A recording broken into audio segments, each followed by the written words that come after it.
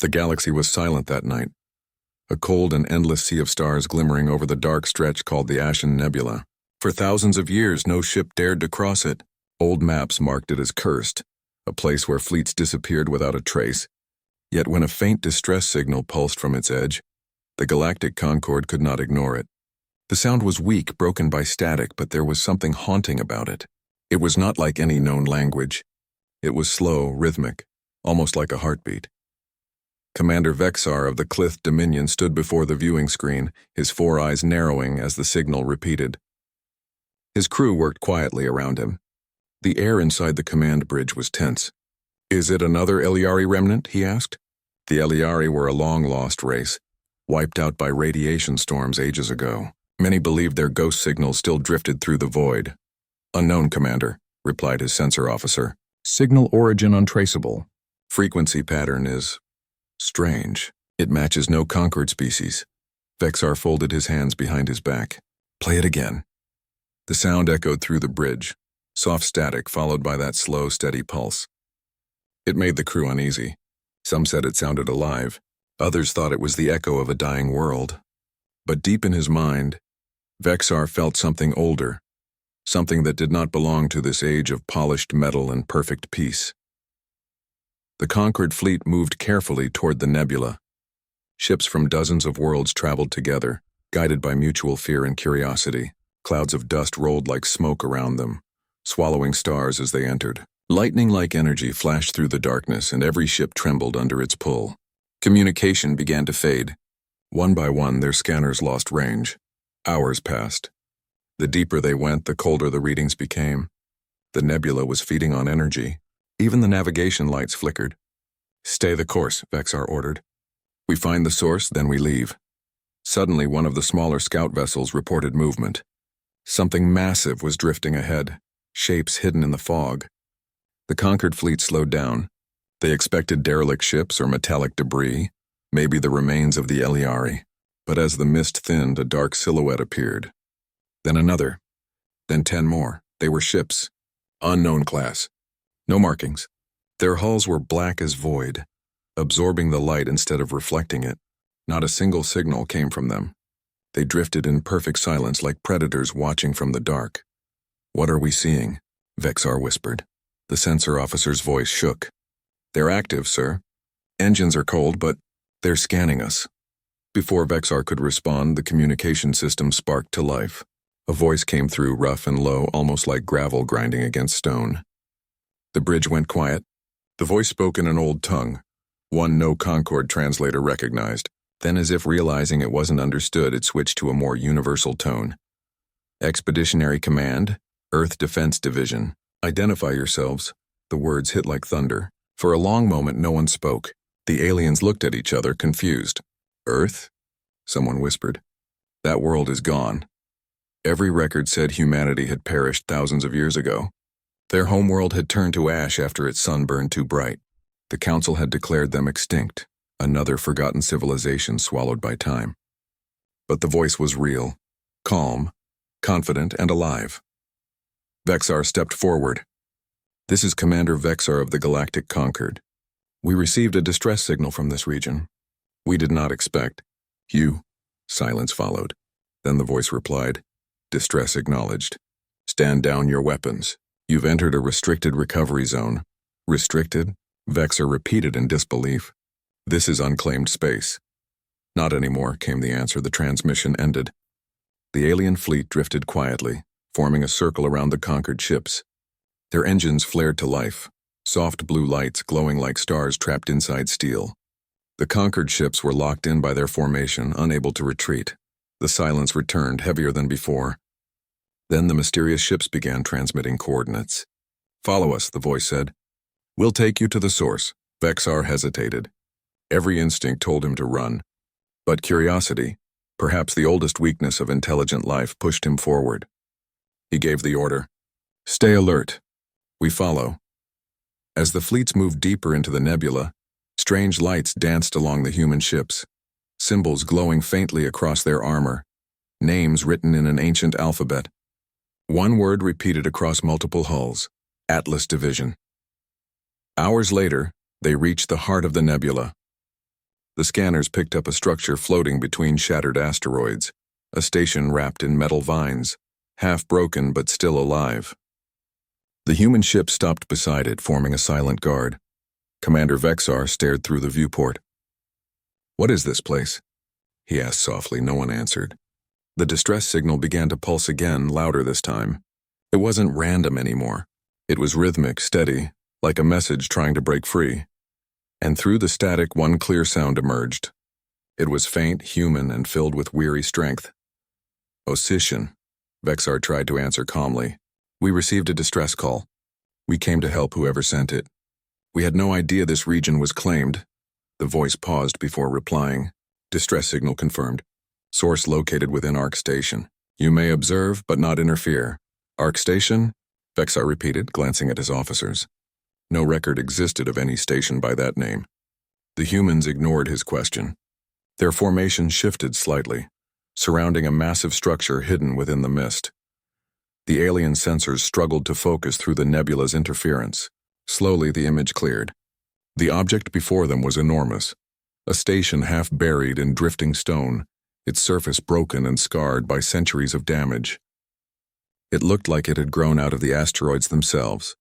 Lights flickered faintly along its surface, pulsing in the same rhythm as the distress signal.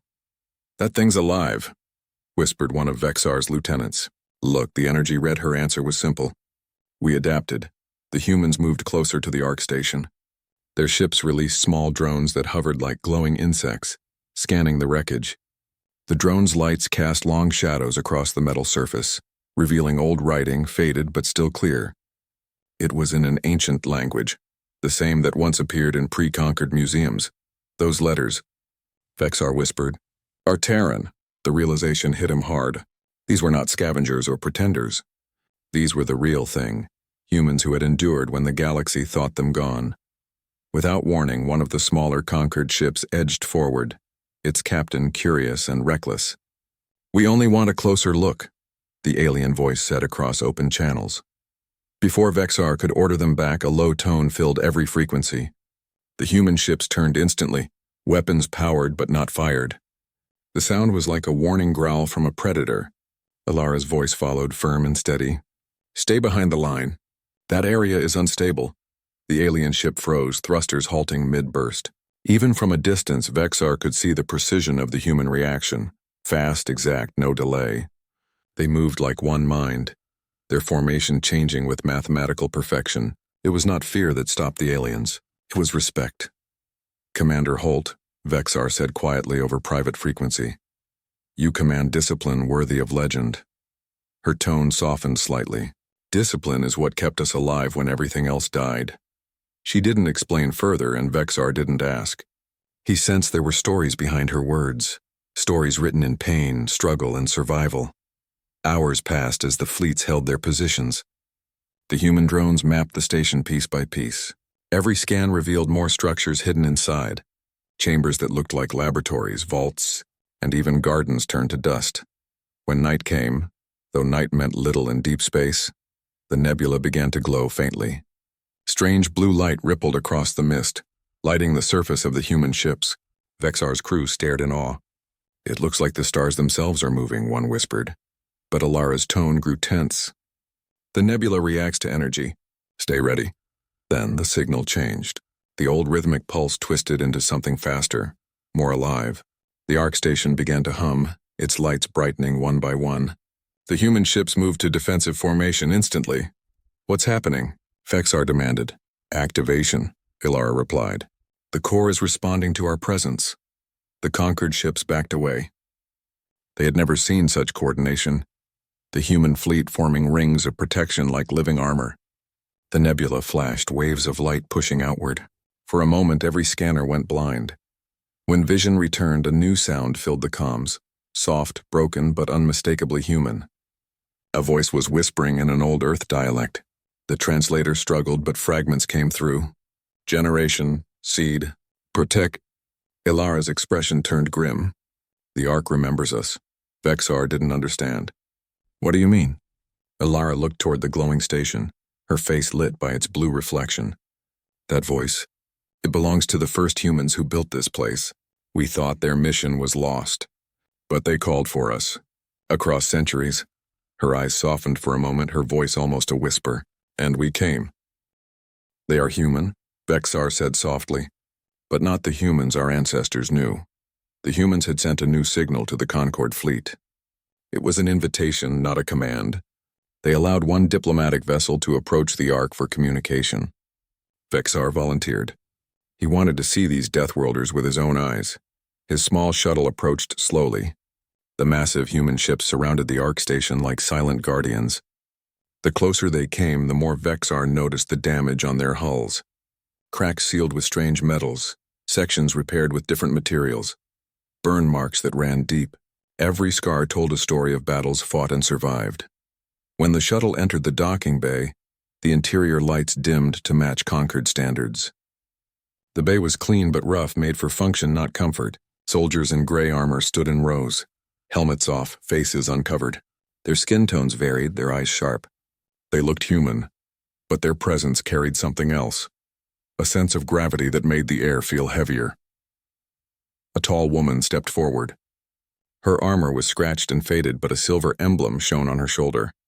"Commander Vexar," she said. "Welcome aboard the EDS Resolute. I'm Commander Ilara Holt." Her voice was steady and calm. Vexar bowed politely. "Thank you for receiving me. The Concord wishes to understand your mission." Ilara nodded. "Then I will explain." She gestured for him to follow. They walked through the corridor, the metal floor echoing softly under their boots. Screens along the wall showed streams of data and energy maps of the nebula. Everywhere, humans worked silently, focused and disciplined. Not one wasted movement. Ilara stopped in front of a window that looked out over the Ark station. It glowed faintly, wrapped in blue mist. "Long ago," she began, "Earth sent ships like this one, Arcs, into deep space. Each Ark carried life, plants, DNA, and people. They were meant to rebuild worlds after disasters. But the storms came and the networks fell. We lost contact. Many Arcs never made it. We've been searching for them ever since." Vexar listened carefully. "So you are?" "What remains of Earth?" She nodded. "The Deathworld colonies. When Earth burned, some survived underground. Others escaped to the outer planets. The ones who lived on the hardest worlds became us. Gravity crushed us, radiation changed us, but we endured. We stopped waiting for help. We learned to adapt." Her tone was neither proud nor bitter, only factual, as if survival was a simple truth. Vexar studied her face. "Why return now? Why to this nebula?" Ilara looked out the window again. "Because one of the first Arcs is here. Inside it lies the record of our beginning, and perhaps the future of others. The Arc seed was built to create life where there is none. If we can reactivate it, it can heal broken worlds." The alien commander was silent for a while. Then he said quietly, "Our galaxy has forgotten hardship. We build peace, but we do not test it. You have faced a different kind of life." Ilara turned to him. Her eyes were calm but deep, like someone who had seen the edge of existence and returned. "Your people live in comfort. Ours live in struggle, but both paths matter. You build civilizations. We make sure life can continue even when they fall." As they spoke, an alert rang through the ship. Technicians rushed to consoles. The comm officer shouted, "Ma'am, internal sensors reading movement inside the Ark." Ilara straightened. Visual. The display showed faint outlines of chambers lighting up deep within the Ark. Vexar leaned closer. "Is it alive?" "Not alive," Ilara said, "but waking." Energy flowed across the Ark's surface like veins filling with light. The hum deepened, echoing through the ship's hull. Then a voice, soft, broken, old, came through the comm systems again. "Reboot, system integrity. Human presence detected." Ilara closed her eyes. "It remembers us," the voice continued. Generation 1, cryostasis stable, awaiting retrieval." Gasps filled the room. Vexar frowned. "Generation 1? What is that?" Ilara hesitated. "The first colonists. The original seed crew of the Ark." Before anyone could respond, the readings spiked again. A section of the Ark began to move, a long metal chamber sliding open. Inside, something glowed bright white like starlight trapped in a pod. "Cryopods," a human technician said. "At least a dozen. One still active." Vexar's voice grew soft. "There's someone still alive in there." Ilara's expression changed. A mix of shock and quiet awe, and the bridge fell silent. The heartbeat signal began again, echoing softly through the hull just like before. Slow, steady, alive. Commander Vexar looked at Alara and finally understood what Deathworld doctrine meant. These were not just survivors. They were guardians of life, built from pain, hardened by loss and still choosing to protect rather than destroy. As the Ark's light reflected in her eyes, Alara said quietly, "Now you see, Commander, we didn't come back to rule the galaxy. We came back to make sure it still has a future." Commander Vexar stood behind her, still trying to make sense of it. "You're telling me this child has been in stasis for thousands of years?" Alara nodded. The Ark Seed was one of the first human projects to create self-sustaining life systems. This child was born here, not on any planet. She was meant to grow and guide the new world the Ark would create. She is Generation 1. Vexar's voice softened. "So she is your beginning." Alara looked at him. "Ours and yours." The Ark was built to share life across the stars. It carried the DNA of hundreds of species, not just ours. Earth wanted to make sure the galaxy would never die with one world's end. The alien commander turned to the window. Outside, the nebula rolled like waves of smoke, lit by lightning bursts of energy. "And now you've found it," he said. "After so long, your people have reclaimed their past." Alara did not answer. Her eyes stayed fixed on the child's pod. "Not yet. The systems are failing. The nebula's radiation has eaten through half the structure. If we don't stabilize the reactor, she won't survive the next rotation." Vexar frowned. "Can we assist?" Alara hesitated, then nodded once. "Your energy stabilizers might help. But we must move carefully. The Ark reacts to any outside interference." Together, teams from both fleets entered the Ark. For the first time, aliens and humans worked side by side inside ancient human metal. The corridors were silent except for the faint hum of machines that had been asleep for centuries. Dust floated through the air like snow. The walls were carved with faded symbols, old Earth languages mixed with mathematical codes. Vexar ran his fingers along the markings. "It's strange," he murmured. "Your ancestors wrote as if they knew they would be found one day." Alara's voice was quiet. "They hoped someone would come. Maybe not us, maybe not even human. They just wanted someone to remember." As they reached the central chamber, the lights flickered on by themselves. Giant pillars rose from the floor, glowing with white veins of energy. In the middle stood the Ark core, a sphere of silver light slowly spinning. It was beautiful and frightening at the same time, like a sun trapped in a cage. Alara approached the controls, her gloved fingers tracing the holographic symbols. "Power output unstable," she said. "Reactor temperature rising. If it overloads, it'll tear itself apart." Vexar's engineers worked quickly, connecting stabilizers from the Concord ships to the Ark's power grid. The lights flickered again, and for a moment the hum quieted. The systems were balancing, but then the Ark spoke again. The same voice that had called them before echoed through the chamber, only now it sounded almost alive. "Warning. Containment breach detected. Core defenses active." The room shuddered. The floor cracked open as metallic arms unfolded from beneath, targeting the intruders. Energy beams flashed across the chamber. The teams ducked for cover. "Shut it down!" Alara shouted. "It's defending itself." Vexar's soldiers scrambled for safety, while the human engineers tried to override the systems. Sparks rained from the ceiling. The Ark had mistaken their repairs for an attack. Alara slammed her hand against the console. "Override protocol, horizon sequence," she yelled. The voice hesitated. "Identity confirm. Commander Holt, Expeditionary Command. Access granted." The lights dimmed and the mechanical arms retracted. Silence fell again. Only the sound of heavy breathing remained. Vexar slowly stood. "Your technology protects itself with a vengeance." Alara exhaled. "It's not just technology. The Ark was built to learn, to defend what it carries. It still remembers its mission." They returned to the cryopod chamber. The child's vitals had stabilized again. The soft pulse on the monitor was steady. Vexar watched quietly as Alara placed her hand against the glass. "She was meant to wake on a new world," Alara said softly, "to see forests and oceans built from this Ark systems, but instead she woke to ruin and silence." Vexar asked gently, "Will you take her with you?" Alara hesitated. "We don't know if we can. The data in her cells is old, unstable. She may not even survive outside the Ark's environment, but we have to try." Outside, the fleets adjusted their positions. The nebula was shifting. energy waves rising like storms. Every ship trembled as gravity fluctuated. The Concorde captains reported strange readings, movement within the energy clouds. Something large approaching, Commander Holt, Vexar said, his voice tightening. Something's out there. She turned to the viewport. In the distance, shadows moved through the mist, massive shapes that shimmered and vanished like ghosts. Alara's face went pale.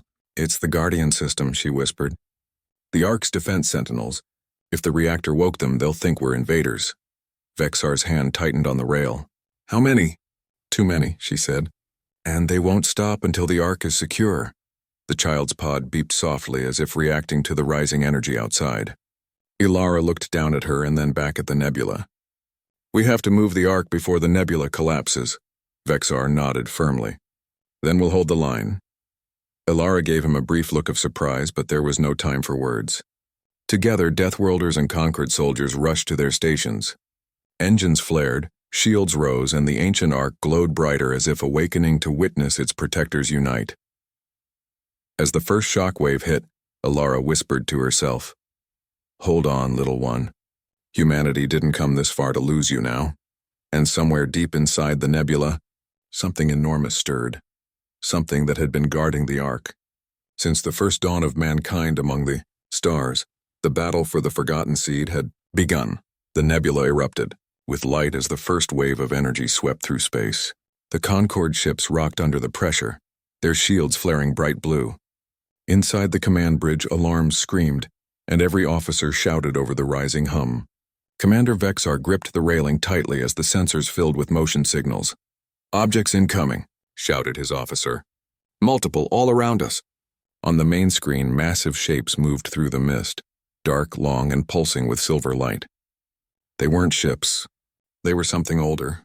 Mechanical creatures built from metal and energy, drifting like predators. The Ark's sentinels had awakened. Commander Ilara Holt's voice came through the comm. Deathworld Fleet to Concord Command. We have contact. Those are automated guardians from the Ark's defense grid. Do not engage unless fired upon. But it was already too late. One of the smaller Concord ships panicked and launched a plasma round into the mist. The shot struck one of the sentinels, tearing a glowing wound across its surface. For a heartbeat, everything went still. Then the nebula exploded with motion. The sentinels roared, not with sound, but with light. Dozens of beams shot outward, striking the nearest ships. Energy flares ripped through the dark. The human fleet moved instantly, forming tight formations that curved around the Ark like shields.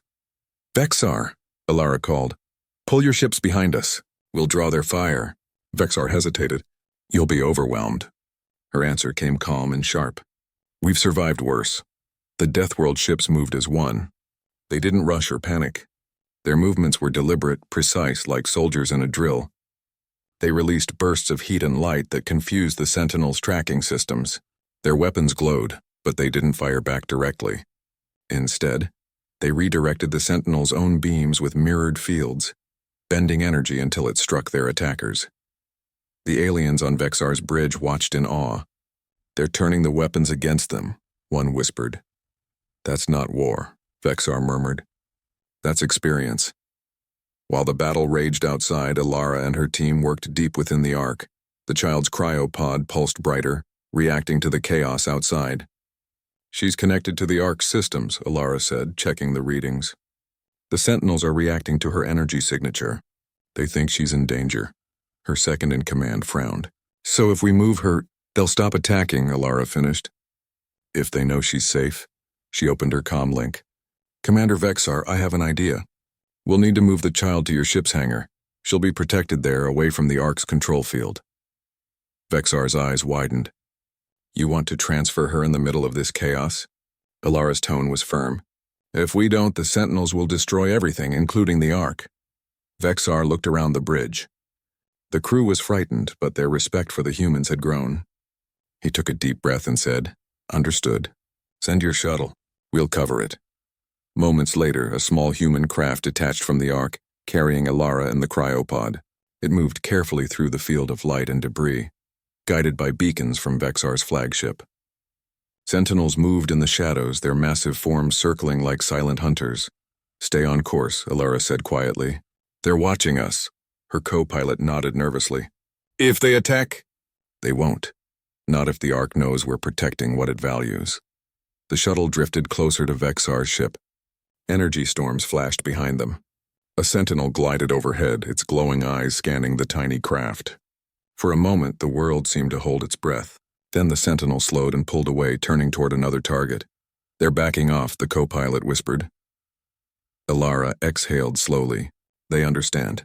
The shuttle reached the conquered flagship's hangar safely. Vexar and his officers were waiting as the hatch opened. The cryopod floated out, surrounded by soft blue light. The child looked peaceful, unaware of the chaos outside. Vexar stepped forward carefully. "She looks so small," he said quietly. "And yet everything out there is fighting for her." The reading steadied. The reactor had shut down safely. The storm was over. Inside the conquered flagship, no one spoke for a long time. The crew sat in stunned quiet. Then a voice broke the silence, Ilara's soft whisper over the comm. "It's done." Vexar turned to his officers. "Casualty reports?" "Minimal," came the answer. "A few ships damaged, no losses." He looked toward Ilara. "You saved the Ark and us." She shook her head. "No, we saved it together." The nebula, once a storm of light, was calm now. Fragments of glowing dust drifted through the dark like snow. The Ark floated silently at its center, still alive, still watching. Ilara gazed at the child's pod, now resting in the ship's medbay. "She's stable," the doctor reported. "Her heart is strong. She might wake soon." Ilara smiled faintly. "Then maybe the galaxy will see what humans truly came here for." Inside the Concord flagship, Commander Vexar stood near the medical chamber. The child's cryopod rested in the center of the room, surrounded by faint blue light. Machines hummed softly as they worked to keep her stable. She looked peaceful, her chest rising slowly with every breath. Vexar felt an emotion he couldn't name. She was small and fragile, yet she had brought two great fleets together. Commander Ilara Holt entered the room quietly. Her armor was scuffed and dark with soot. The battle had left marks on every soldier, human and alien alike. Vexar turned to her. "How is she?" Ilara checked the monitors. "Stable for now, but the Ark systems were keeping her alive. Without them, she won't last long." Vexar frowned. "Can we transfer the systems here?" She shook her head. "No, her body was born in a controlled environment. It's different from ours. Her cells need the same atmosphere and radiation level the Ark provides." Vexar looked troubled. "So what can we do?" Ilara took a slow breath. "We can try to restore the Ark's internal habitat. But it's too unstable to keep her there. The nebula will collapse soon. The radiation levels are rising again." The alien commander turned toward the window, watching the quiet glow outside. "We could evacuate her to one of our colonies. We have medical stations that can protect her." Ilara hesitated. "No," she said softly. "She wouldn't survive there. She was born for a death world. She carries the same strength and weakness as the first humans. Her body is made to adapt to chaos, not comfort." Vexar studied her face. "So what will you do?" Ilara looked down at the pod. "We'll take her with us. Back into the dark zones. There are places still untouched by conquered roots, planets like the ones we grew up on. Harsh, wild, alive. That's where she belongs." Vexar's expression darkened. "If you take her, she'll vanish with you. The galaxy will never see her again." Ilara nodded slowly. "Maybe that's for the best." A quiet hum passed through the ship as the human fleet began to move again. They were preparing to leave. The nebula's gravity fields were becoming unstable. Cracks of light rippled through space like threads of glass breaking apart. Vexar followed Ilara to the main deck. "You can't go yet," he said. "We still need to debrief to study what we found here. The Ark belongs to—" She stopped him gently. "It belongs to no one. It was made to save life, not to be owned.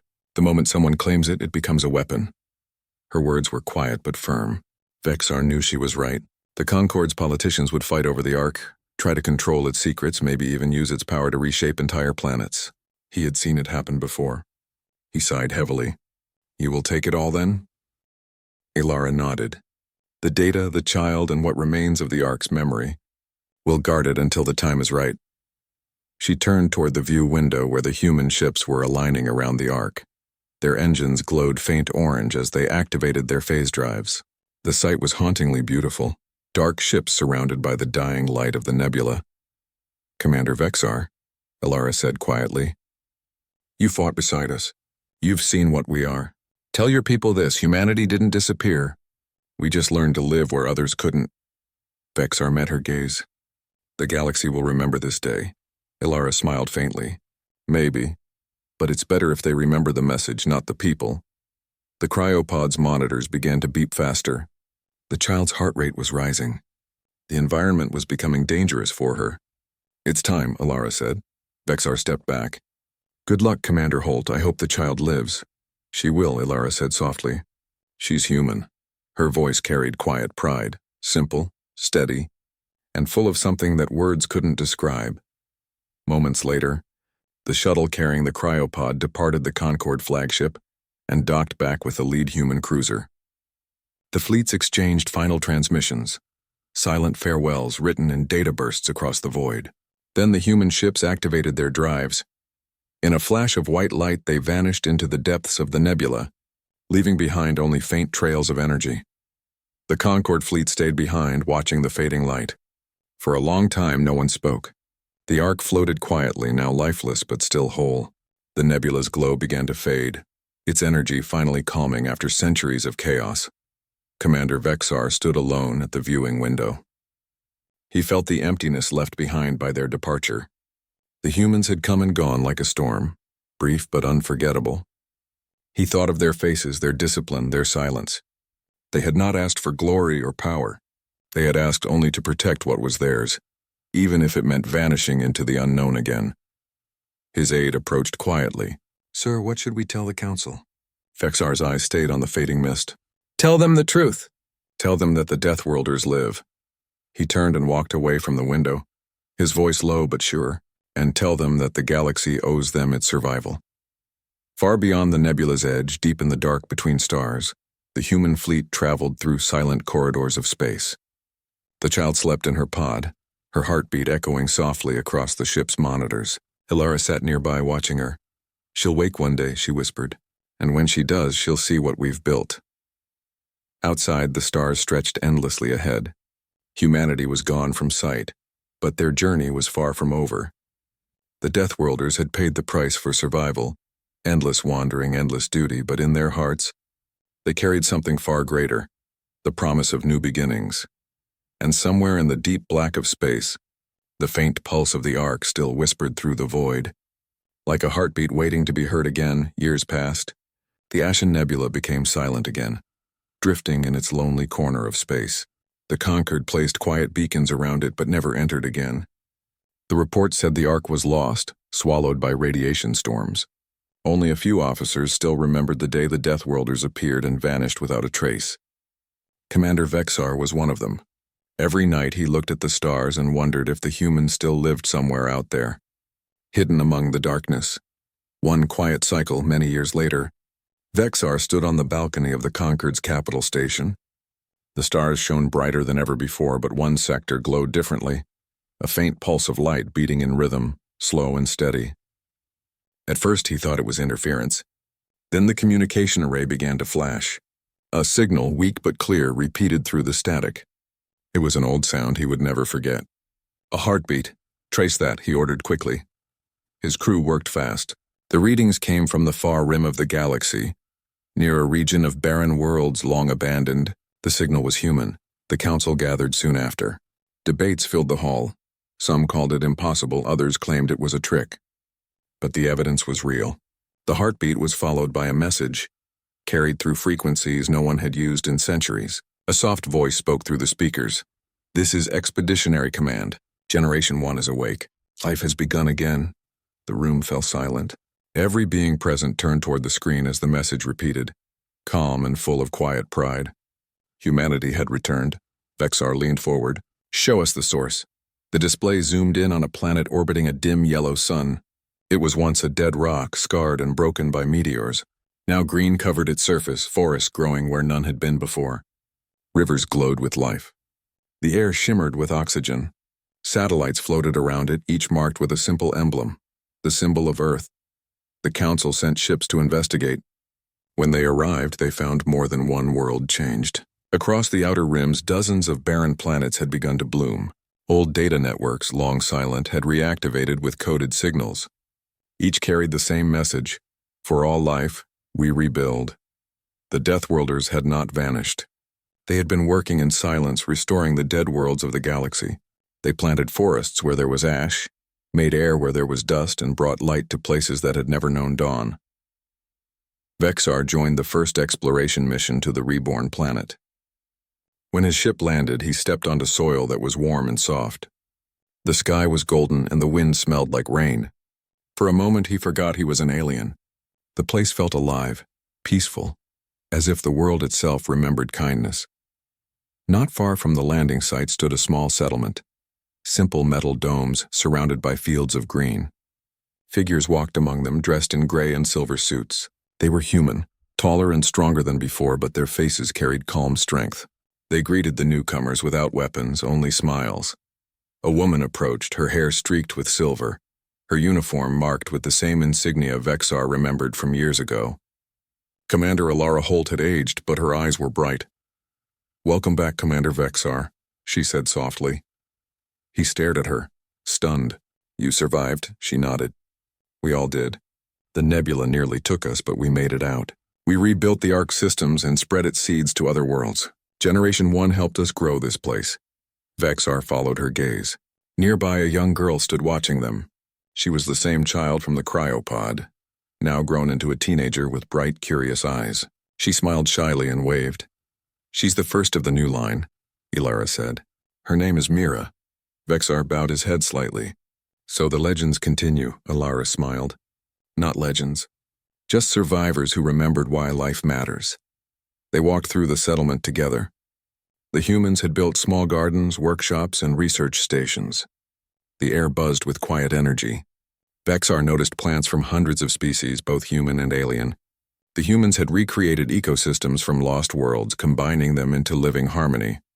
"Your people will want to know how we did this," Ilara said. "They'll ask for the technology. But it's not about the machines. It's about how we chose to live. We stopped running from the harshness of life and learned to work with it." Vexar looked out at the horizon. "The Concord will want to help," Ilara smiled. "Then let them. This galaxy belongs to all who cherish it. We didn't come back to rule it. We came to heal it." They reached the top of a small hill overlooking the valley. The wind carried the scent of new rain. Mira stood beside them, her eyes shining as she watched the sunrise. Vexar turned to Ilara. "She'll lead your people one day." Ilara nodded. "Maybe. Or maybe she'll just plant another world and watch it grow. Either way, humanity will keep its promise." As the sun climbed higher, ships appeared in the sky, small, graceful vessels descending from orbit. Some bore human markings, others the Concords. Together they landed side by side, carrying scientists, healers, and explorers. For the first time in history, humans and aliens worked together not out of fear or trade, but hope. Ilara watched quietly as new hands dug into the soil. "We thought the galaxy would never forgive us," she said softly. "But life always gives another chance." Vexar looked at her, then at the young girl laughing under the sunlight. "And you gave the galaxy back its heart." That night, as stars covered the sky, a signal spread across the networks again. It carried no voice this time, only a rhythm, a steady heartbeat echoing through the void. Every ship, every world, every listening outpost heard it. The Concord called it the pulse of the Ark. To humans, it was something simpler. It was home. In the quiet dark between galaxies, ancient transmitters on forgotten worlds lit up once more, repeating the same gentle pattern. Humanity had returned, not as warriors or rulers, but as keepers of life. The Deathworlders had become the gardeners of the stars, and across the universe, wherever the heartbeat was heard, new hope began to grow.